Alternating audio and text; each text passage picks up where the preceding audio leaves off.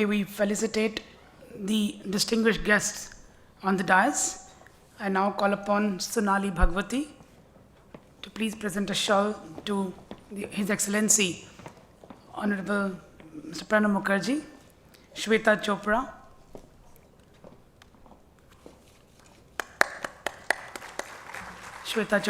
to felicitate Justice Altamas Kabir, Chief Justice of India, Natasha Shroff, to felicitate Mr. Salman Khurshid, Minister for External Affairs, and Saisha Dalal, to felicitate Mr. Ashwani Kumar, Minister for Law and Justice. May I now call upon Professor Mr. C. Rajkumar, the Vice Chancellor of O.P. Jindal Global University, a person who has been instrumental in this book, to welcome and introduce the book. Good evening to all of you. Shri Pranab Mukherjee, the President of India, Justice Altamas Kabir, Chief Justice of India, Mr. Salman Khurshid, Union Minister for External Affairs, Mr. Ashwani Kumar, Union Minister for Law and Justice, distinguished judges of the Supreme Court of India and the High Courts, eminent members of legal fraternity, ministers, members of parliament, members of legislative assemblies, academicians, members of the civil society, civil services, armed forces, media, and ladies and gentlemen. On behalf of Justice Bhagwati and his wife, Mrs. Prabhavati, as well as Universal Law Publishing, I have great pleasure in welcoming each one of you to this august occasion of the release of Justice Bhagwati's Memoirs, My Tryst with Justice. As a human rights scholar, I feel very honored today to be introducing the memoirs of Justice Bhagwati, who has indeed transformed the landscape of human rights jurisprudence in India and beyond. Justice Bhagwati's contribution as a judge made the human rights discourse a powerful tool for enforcing accountability in governance. He led the Supreme Court through numerous judgments limiting the powers of government, enforcing accountability of the police and custodial institutions, while simultaneously expanding the notions of freedom and liberty to include civil and political as well as economic and social rights. He developed these rights by invoking a broad and purposive interpretation of the Constitution, in particular Article 21 of the Constitution. In a number of judgments, he recognized the need for non-discrimination and non-arbitrariness in decision-making through expanding the provisions of the Constitution to give effect to different aspects of freedom. Me and my colleagues at O.P. Jindal Global University, Professors Latika Vashisht, Amit Bindal, and Ajay Sangai, had this extraordinary privilege and indeed a once-in-a-lifetime opportunity to work with Justice Bhagwati and his extraordinarily inspiring wife during this year in producing this book. While Justice Bhagwati has been a mentor for me personally for many years, the experience of working with him closely in completing this book has given me valuable insights to a critical piece of Indian judicial history for which I will ever be grateful. His simplicity and magnanimity are truly inspiring values that all of us who have interacted with him deeply admire. The book, My Tryst with Justice, and this function to release the book is a fitting celebration of a life of an extraordinary individual. Thank you. May I now request Mr. Salman Khurshid, Honorable Minister for External Affairs, to give his address. And I must tell you that Mr. Khurshid has also given a wonderful foreword to the book, which is direct from his heart. Respected President, sir, Honorable Chief Justice, my colleague Mr. Ashwani Kumar, Chief Justice Bhagwati, for whose very important event we are here this afternoon, Honorable Judges of the Supreme Court, Honorable Judges of the High Courts, very distinguished ladies and gentlemen. I have a very emotional attachment to Chief Justice Bhagwati. And that emotional attachment is nostalgic, it's historic, it's extremely personal, and it takes me back to those moments in which I had to decide what to do with myself. My first appearance, as I've said in the introduction to the book, before Chief Justice Bhagwati in Court number 3, my first appearance to the Supreme Court was before him and late Justice Murtaza Fazl Ali.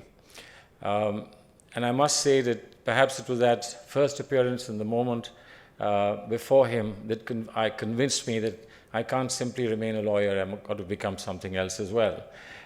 He became a spiritualist. I became a pragmatic public figure. and the loss is entirely mine. I think if I had stuck to pursuing the path that Chief Justice Bhagwati took, I might have picked up a little bit of spiritualism as well.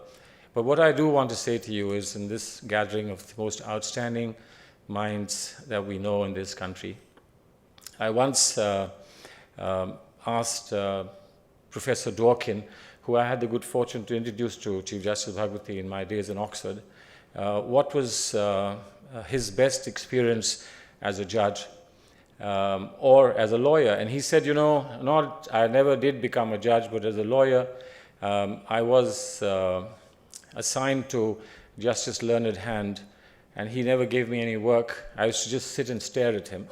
And one day he said to me, Ronnie, are you enjoying yourself? And I said, well, not really. He said, Ronnie, do you know what the best things in life are? And he said, I said to him, well, not really. He said, well, the best things in life are you finish your role as a lawyer and a judge, and you land up in heaven. And when you walk into heaven, everyone cheers for you and says, that's Ronnie, that's Learned Hand. And that's the kind of reception I would think one should get when you leave your life in law and arrive at your next destination, which is heaven. And I felt very relieved that he was saying that lawyers' second destination, in fact, is heaven, and not the other place that is often thought of as an appropriate place where lawyers should go.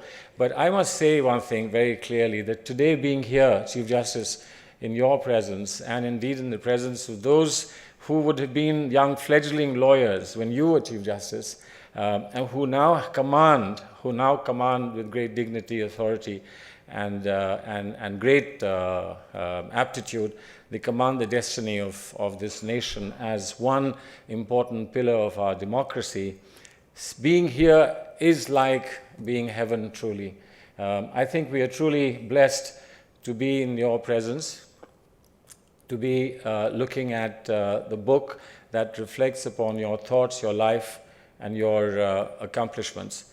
And I believe that every one of us here would consider themselves blessed and with a little sense of being in heaven, that we are here to applaud, celebrate, and to participate in this very wonderful, moving moment. The President of India is here as the head of our democracy. The President of India as well, as the person who leads us in these very difficult times. And I believe that the President of India being today accompanied on stage by two generations of the most outstanding Chief Justices of our country is really a reassuring thought.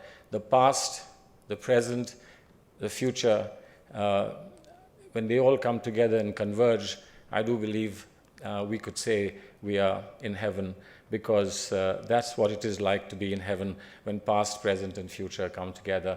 And that's the feeling that I have, and I do believe that that's the feeling with which many of us, if not all of us, will go back today.